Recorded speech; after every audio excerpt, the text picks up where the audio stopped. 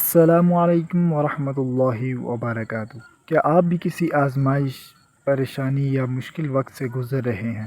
اگر ہاں تو آج کی یہ ویڈیو آخر تک ضرور دیکھیں۔ اکثر جب انسان پر مصیبت آتی ہے تو وہ سوچتا ہے کہ شاید اللہ تعالیٰ مجھ سے ناراض ہے، لیکن کیا واقعی ایسا ہوتا ہے؟ آئیں قرآن کریم اور احادیث مبارک کی روشنی میں اس سوال کا جواب جانتے ہیں۔ اللہ تعالیٰ قرآن کریم میں ارشاد فرماتا ہے، اور ہم ضرور تمہیں کچھ خوف، بھوک، مال اور جانوں اور پھلوں کی کمی سے آزمائیں گے، اور صبر کرنے والوں کو خوشخبری دیجیے۔ سورہ بقرہ آیت نمبر 155۔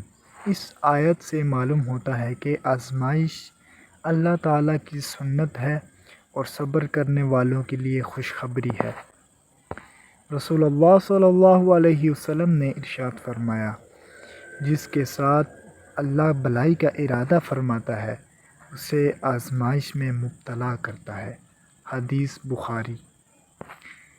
اس لیے اگر زندگی میں مشکل آئے تو مایوس نہ ہو، بلکہ اللہ تعالیٰ کی طرف رجوع کریں۔ آزمائش کے وقت ہمیں چاہیے کہ ہم نماز کی پابندی کریں، قرآن کریم کی تلاوت کریں، استغفار کو اپنا معمول بنائیں۔ یاد رکھیں، ہر مشکل ہمیشہ نہیں رہتی۔ اللہ تعالیٰ اپنے بندے کو کبھی تنہا نہیں چھوڑتا۔